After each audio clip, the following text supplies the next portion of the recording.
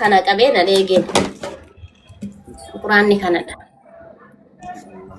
inna qabeena dheegeeni yoo qabeena dheegooni in sodaate laal bakka kanatti kitaaba kana hin kuttinaan jedheetiin jechuudha boorsa harkaa qabadhu keessa macaafa qulqulluu jira hodhuti macaafa keessa boorsa keessa kaayadhu naan jedhe la macaafa qulqulluu faanaan kaawun jedhe jecha wayitti darbadheen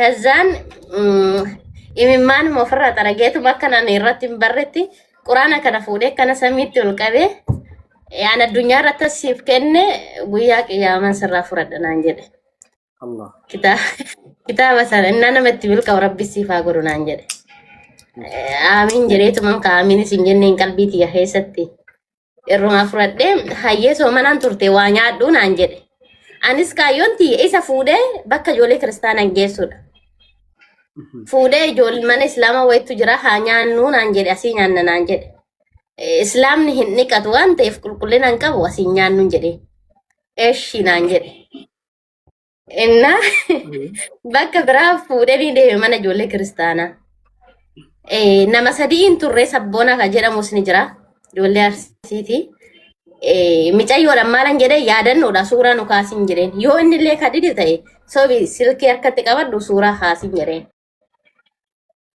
inna suuraa sannuu kaafame yaadannoodha jedhame sabboona irraa kuteetiniin anaafisa bichaa godhe suuraa san poosti godhe ijoolleen islaamaa itti duulte akkamitti intala amantaa kenna akkana goote kana faana deemtaa faana nyaattaa faana dugda maal godhi bakka akkanaatti deemtaa itti duula samuuna san kaayyoon tiya maalidha islaamuma itti duulchisuu ture ergan islaama ta'ee raawwadheemu suuraan suni deebii anatti garagare ila ka quraana san furadhee naannoo waggaa tokko ergan tureen an islaama ta'e sa'aatii sanitti miti suuraa san anumatu guruup irra ijoollee teennaa ergeefi garuu erganan islaama ta'e isatu qorichaan toqee isatu qoricha nyaachisee dheengadda waliin turanii akkana jedhamee dubbatamee ture suuraan suni deebi'aa anatti garagare yoo guruup irratti ijoollee teennaa ergu garuu nama sadiin kan taanen ergi ofii kiyyaa'uu postatuun kan nama lamaa bichaa postate malee jechuudha osoo dhugaa beekan wannatti garagaranii innaa quraana kun immoo waa hedduu na fayyade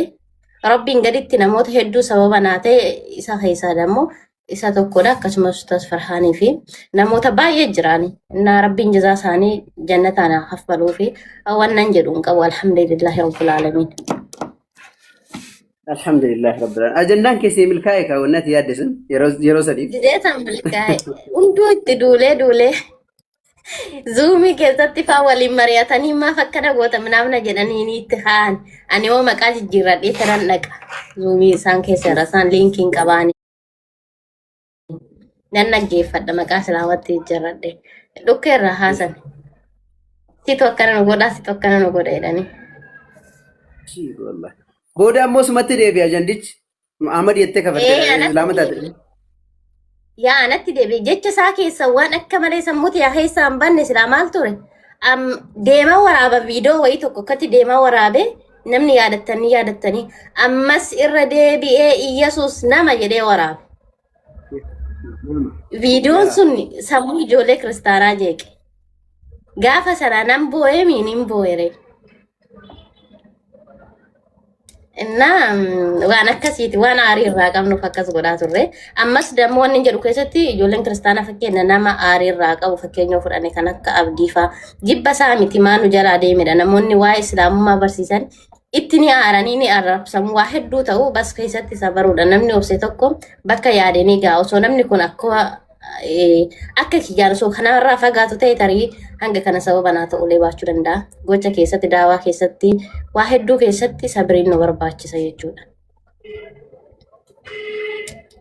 Dhugaa keeti wallahi ajiib wallahi mashallah dhugaadha waan hunda keessatti yoo obsanii jechuun namni Sumayyaa gaafa sana namni Zinnaash gaafa sii beeku Sumayyaadhaa beeku macheem tokko hin ta'ani dhugaa dubbachuudhaaf dabalataan ammoo namootaan in amanu jedhee yaanne keessa Sumayyaadha dhugaa dubbachuudhaaf anillee si hordofa baay'ee tiktookiin fayyadamu darbeen seenaa nan arga viidiyoolee ati hojjettan laayivii namni kanneen amma laayivii seentan laayivii irratti wal mormatan in argu viidiyoo tokko ati maxxansituu fi kan Ustaaz Ahmed Faans irratti hojjetan fa'aa kanneen argaa yaa يعني إن كجلت اللي تكايا دين بيك رجال بتشوف الحمد لله رب العالمين قجلومي أركنا ما سنتان أركنا بيتي جمانو ما نمو ونجت شو بربادو مالي جنان نموتا جلة نموتا كرر مكان نموتا غافيل يرو غافتن أكاتا براتي هاسوان نموتا جبا إسلام ما لبسن نموني هدون نما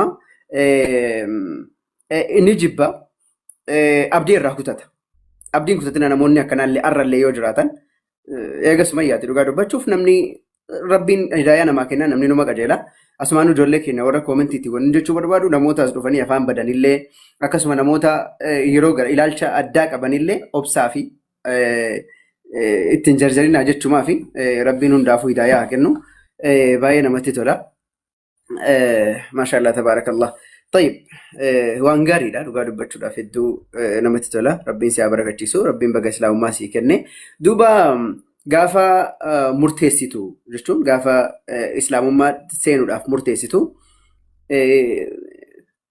tokkichumaan kutatte moo yeroo garaagaraatti islaamummaa qabadhu laata dhiisuu tawaahidoo kana dhiisee deemamu jettee shakkaa akkasitti itti seenuuf itti seente moo tokkichumaan gaafa islaamummaan naagaleera jettee yaaddutuma seente. Takkaffaa irratti san akka dogongora ta'e dhibbaan dhibbatti beekee lafa kaa'eetiin shakkii waan akkana keessa hin jiru. Garuu guyyoota muraasaaf wanti na jeeqaa ture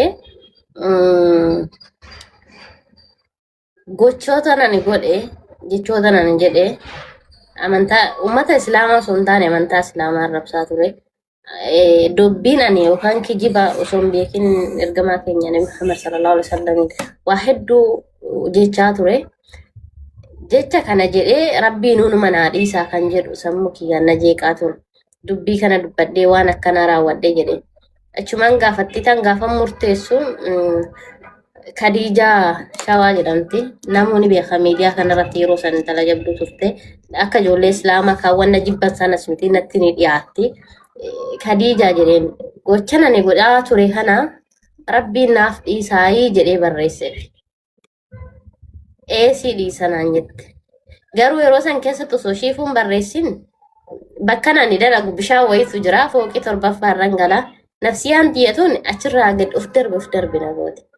Bakka achuun jiramii gochaati goote gaafa sammuu kee keessatti ati sitti gaafii ta'u maafan akkana godhe jettee gaafa yaaddunnaa maalan yaadadhee moo bakka sanitti haati tiyya akkam taate sun biyya namaa kana keessatti waa tokko ta'e ofii bichaan jiraadhu jedhee innaa akkasittidha garuu alhamdulillah. Na Ustaz Farhaanitti bilbilee shaadaa qabachuu barbaadan jedheen amanuu dadhaban. Garuu jechuun nafsiyaan tiyana waswaastee jirti waan ta'eef dirqama shaadaa qabachuudhaaf. Innaa shaadaa kana moo osoo nani kiristaanummaa keessa jiru Ustaaz Alii Sultaanidha. Intalti kuni shaadaa ni qabatti yoo lubbuun jiraadde gaafa shaadaa qabattu amanaa isinitti haa ta'u wanumatu shaadaa qabsiisaa. Bakka hin jiru na waama jedhe. Innaa shaadaa moo dirqama yeroo sana yoo turtullee kiristaanummaa keessa jirullee akkas jedhee waan nammatee fi Ustaaz Farhaanitti bilbileen nama akkanaa barbaada akkana shaadaa qabachuu fedha jedhee. Maal siin jedhan Ustaaz Farhaan? Miira gizee sanaan beeku wallaahi nan. Osoo miirritu yeroo hundaa kan jiraatu ta'e hin ta'u hin jenne lakki. Mikinaatum akkanani kiristaanummaa keessaa hin qoosne fi firaankii hojjenne akkanani sirbi amantaa san irratti akkan hin qoosne ni beekan. Garuu moo miira rifaatuu wayii na fakkaataan beeku kan isaanii beekuu miti sa'aatii sanitti kan kooyyuu hin beeku. Mikinaatum guyyaan akkam yoomiyyuu dagachuu hin dandeenye anaaf guyyaan addaa guyyaan an islaamummaa fudhadhe. Bakka jechuun guyyaa sana jechaan dandeettee ibsuu hin dandeettu.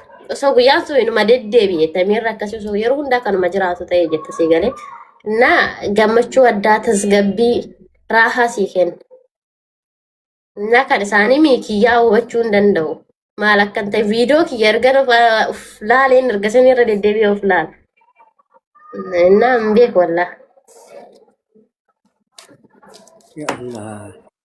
Wallahi miira gaafa sanaa si qofaa miti warra sillee miti akkasumallee warra duraasitti lallabaa ture dhiisiti.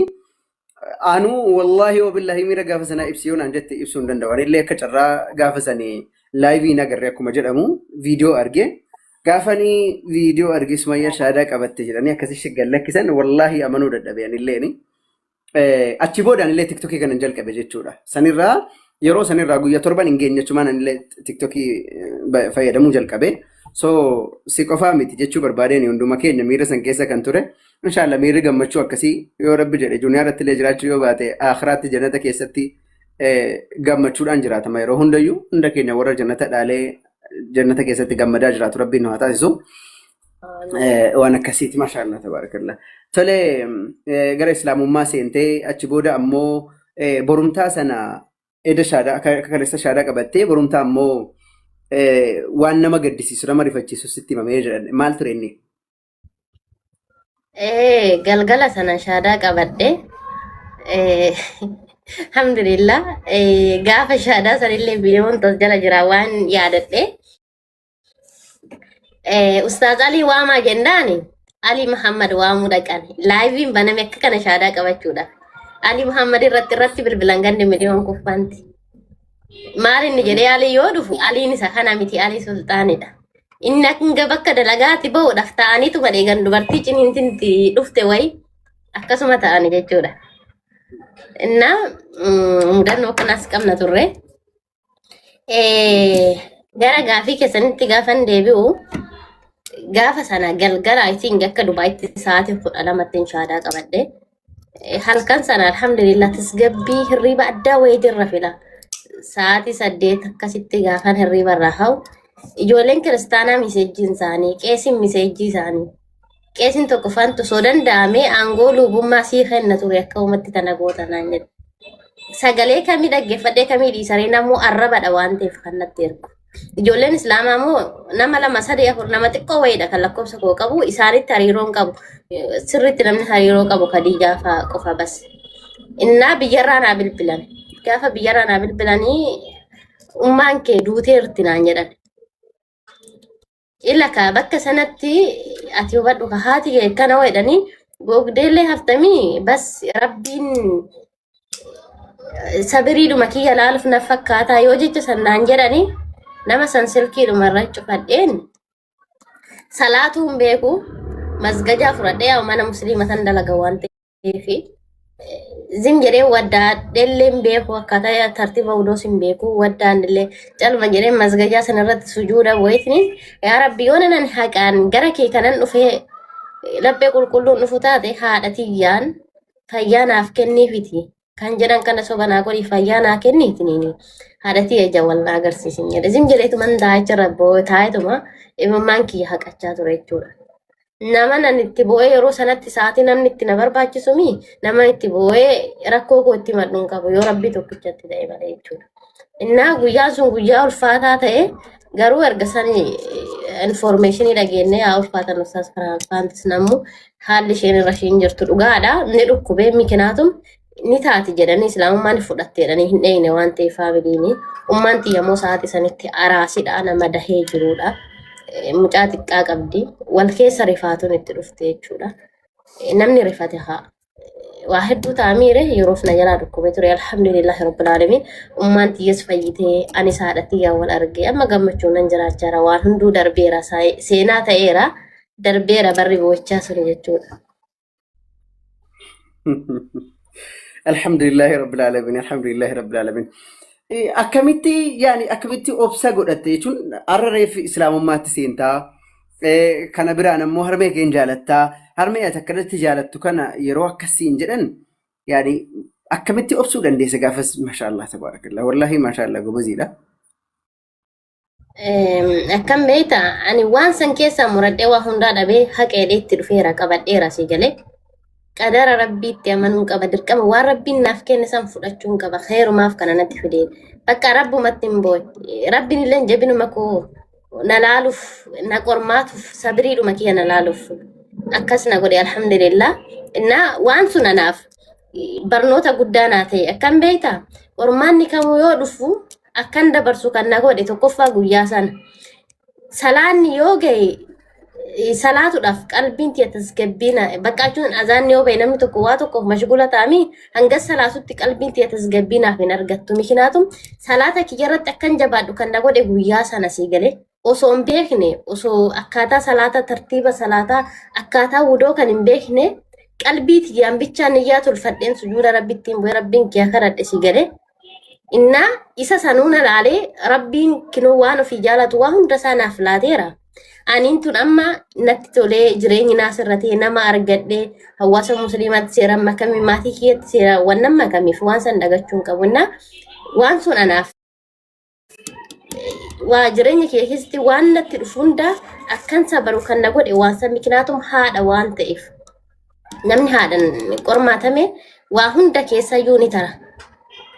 Innaa anaaf guyyaan suni jiruutiya keessatti guyyaan daganne ta'ee garuu immoo guyyaa barumsa guddaa naaf kenna. يا الله يعني والله عجائب رسالة أنا جايباتي أما يربين أفسر ثباتك سنة جالو ربين كان الليل الإسلام مرة تسيفا كنو باي أفسر قافة الرقادة تولي إيجا الإسلام ما رفته الحمد لله إسلام ما تسينته tokko jettee eega jalqaba irraa kaastee jechuudha. Shakkitee beektaa takka eega islaamummaatti seente yaani xobbummaa irraa gaafa reefii amantii irraa qalli kaaste. Waa tokko shakkiin jedhamu na keessatti hin uuman. Haraa jabina na keessatti uumamaa deema. Shakkii miti. Alhamdulillah. Waan ajaa'ibaati. Hedduu namatti tola. Eega gara islaamummaa dhuftee namoonni baay'een si kokkomatuu dhaga'ee Sumayyaan eega gara islaamummaa dhuftee duraan qacaacaa wayii turtee hin furdatteedhan. Ittiin furdinaa maali?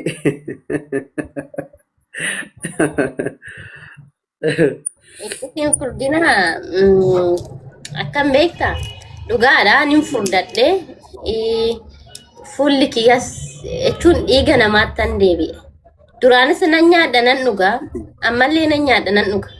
Waan adda godhoo jiraate garuu tasgabbii sammuu miknaatum rabbiin gabbaru beekta eenyuun akka kadhattu beekta wanti gaafis ta'u hin jiru keessattuu yeroo ani huuqqadhe daran jechuudha yeroo amantaa lamaanii jidduu shakkiidhaan jiraachaa ture yeroo kiristaanummaa keessaa gaafii dhabe islaamummaa fudhachuuf wantoota keessa keetti fudhatamne jira miira yeroodhaaf jechuudha yeroo san yoo isin dhaqanii ta'u warri garee shaadaa kun gaafii nu gaafatanii ijoolleedhaan mana san hin naqinaan jedhaan ofii kiyyaa garuu hin naqala. Yoo baradistiis dhiqu yoo manas walawwal akkana jedhaniira miti maal deebisnaaf akkamitti dhabamu. Qeesii kanatti sagalee qabda. Hatta gaafan hammaama keessa dhaabbadhee madaamee hokadhee qeesiidhaaf bilbilee waan akkanaa gaafii natti ta'een jennaan waan kana baruun sin barbaachisu guyyaa naan jedhu jira sigalee yeroo san keessatti ka waan gabbartuun beektu akkamitti ka sammuu keessatti gaafii sittiin taane reen akkamitti tasgabbii argattanna gabbina qaamaa osoo hin taane gabbina sammuullee naaf kenne islaamummaan alhamdulillah. Ya salaam ya salaam. Amma anaaf maal nadhaan taree akka furradhuuf. Fuudhis sinyira si fuudhu bichaadhaan kana qabu.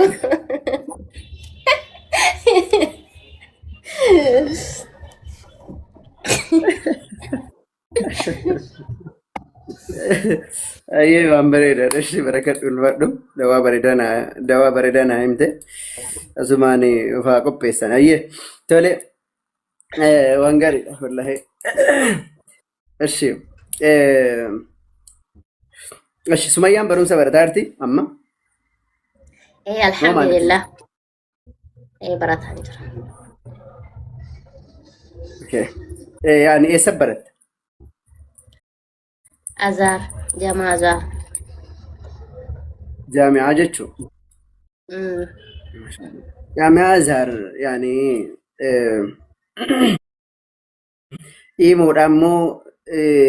imoodhaan baratama moo zoomiidhaan baratama?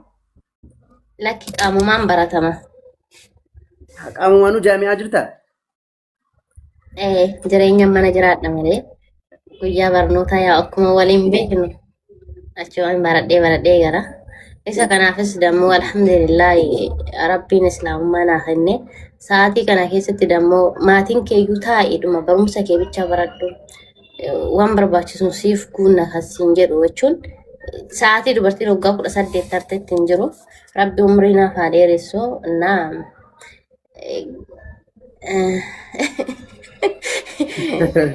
homa homa Umrii siifaa dheeressu. Nama akka isaallee nuuf haa baay'isu jenna.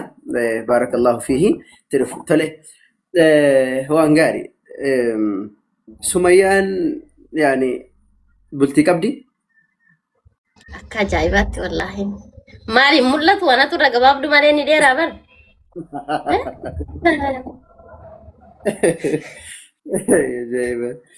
Ajaa'ibaati. Waan bareeda. Bultii qabdi Sumayyaanii. Waa nu qooduu dandeessaa? Yaani akkamitti yaani akkamii wal bartan nu qooduu dandeessaa sanirraa? wallaahi hin jana jenne garuu nama sii qooda rakkoo miti abshire haadi yoo jana jantedhan barreeffama gisee kan uffannan qaba akkam beektanii Otoo maali otoo hin hojjetinuma makiinaa bittu seedhamsan ta'e ka. aamin hin jedhe afaanillee bakka sanitti Eshi.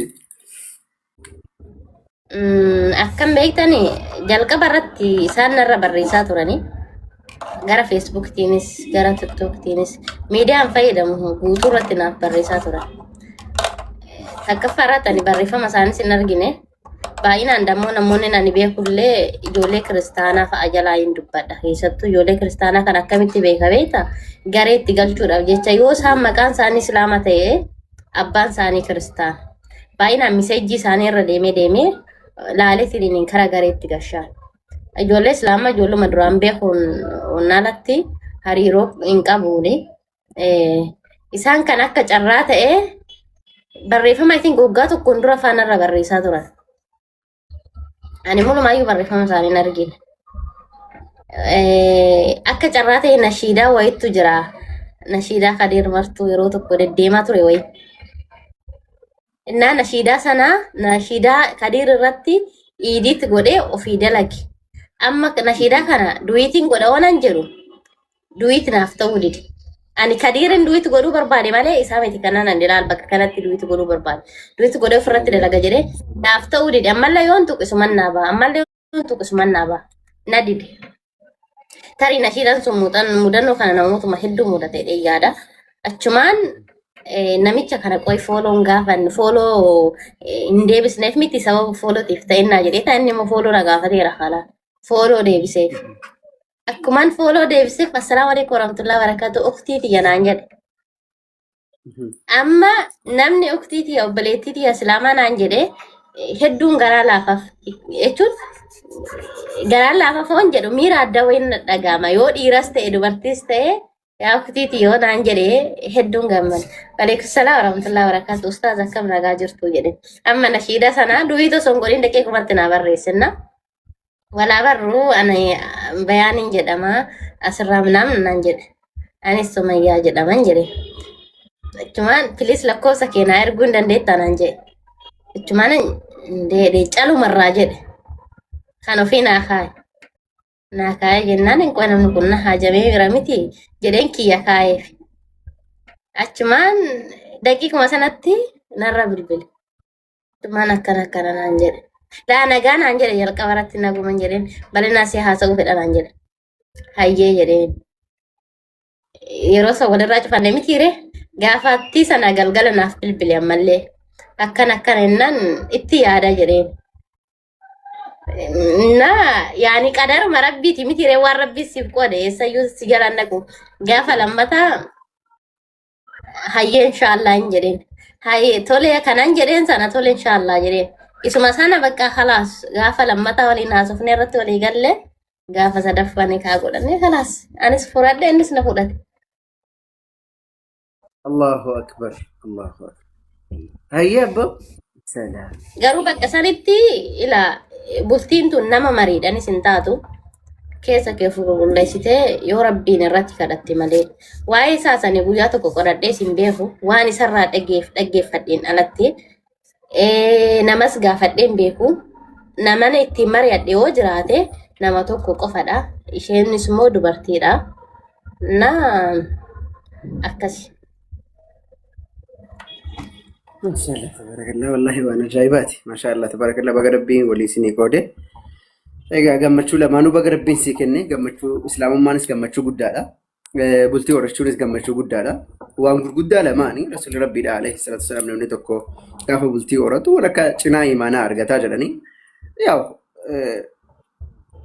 amantii waliin gaafa bultii horattu imaanni namaallee gad jabaata namni gama tokkoon abdii qaba namni so baay'ee namatti tola dhugaa dubbachuuf anillee namaanii hedduu dinqisiifadhu maashaallah tabarakallah dargaggeessaa takka muuziqaa waan gallakkisne bakka khayrii dhaabbatu waan khayrii dubbatu dalagachuu waan danda'e waan khayrii hojjechuudhaan malatti takka isaa waan hamaa hojjetuun argine anillee nama hedduu dinqisiifadhu maashaallah tabarakallah rabbiin barakaa isaa godhu namoota dargaggeessa akkanaati kan yeroo ammaa nu barbaachisanii rabbiin umrii isaallee si haa dheeressu siif isallee waliin umrii jiraattanii umrii dheerattanii borullee jannata keessatti abbaa warraa faadha warra wajjin ta'u rabbi sinaa taasisu rabbi hamaa amtuu gidduu keessanii haa baasu gammachuudhaan sinaa jiraachisu maashaallah hedduu namatti tola namni hin beekne asumaanaa baruuf malee ani ima beeka akka bultii qabdu jechuudha maashaallah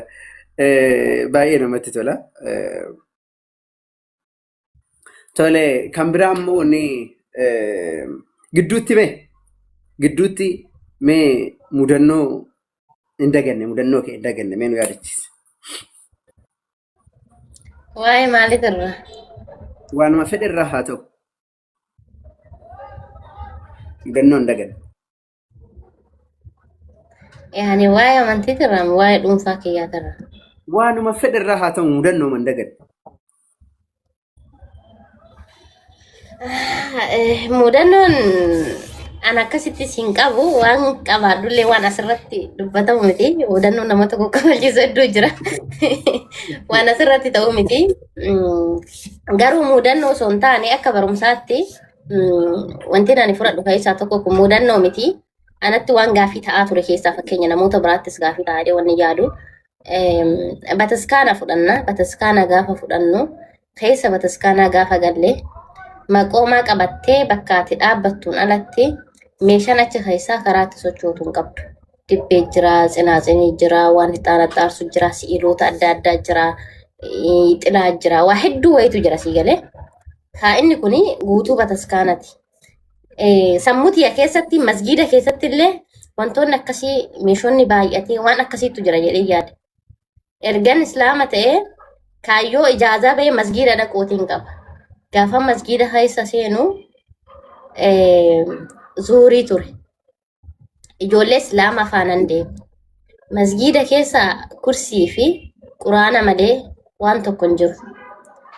Amma akka garee keessatti gidduu san barachaa turetti zuuriin jumaadha.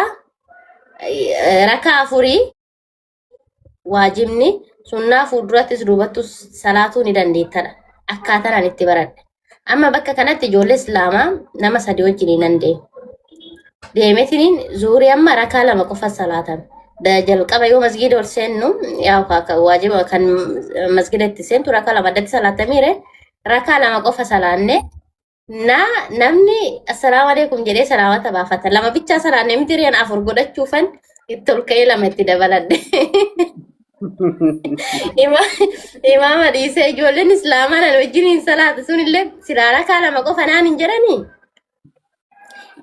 Rakaadhuma afuriin see salaatii arfan jechuudha imaama dhiisee. Kaza masriin intiniin takka warra achitti hojii salaannu arabni jechuudha. Nattaasoftee irraa fahamuun dideetiniin ijoolleedhaan qooyi imaamni ni dogongoree salaataa maaliif rakaa lama qofa salaataan jedheen. Abboo uummanni islaamaa kun akka biyya keenyaa kanaa miti wal dhabanii rakkuma lama bichaa salaatan isaa waan isaan hin beeknaan jira ijoollee islaamatis. ጊዜ ሁንዳ ከከና እና ለኪ ቦ መስጊዳ ከጨት ዙሪ ኢትዮጵያ ትጋፋ ሰላኑ ረካዱ ማፉር ሰላነን አንጂረ ሰላተ ጁማዳና በከከነት ተቆፈረት አኒ ረካ ፍሪን ወረዴ ለማፋረት ደሞ ijoolleen keenya islaamallee kan salaatan sirreessan ni jira. Fakkeenya bakka sanitti ani wallaaltuumi isaan warra keessatti dhalatanii guddatanidhami. Ana na sirreessuu qaban ofii isaaniif iyyuu irraan beekan.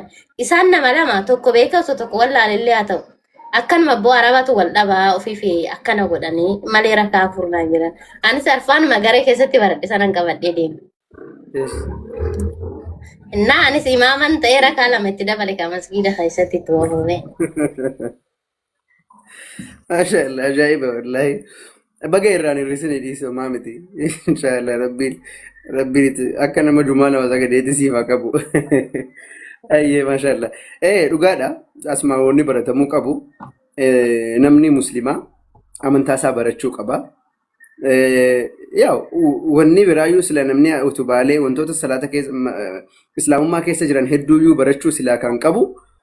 صلاة الجمعة وكان مو صلاة الظهري يطري ركامك أكا صلاة مولالو نمن إسلام ما كيسد لتي قدتي ففا باي نما دناجرة سلا كان سيو سرسن في يوم بيكني وانا جايباتي هابرا نجتشو ما في سمان وني سميان كان كاستفي برشوت أبو تكرنا نما قدا نمن إسلام مرة غرب راد اللي في أو ولا له نمن إسلام مرة التي قدتي مو أكبتين كان ولا لكن جدو يا ده كناف كاسته وقاكيت ربي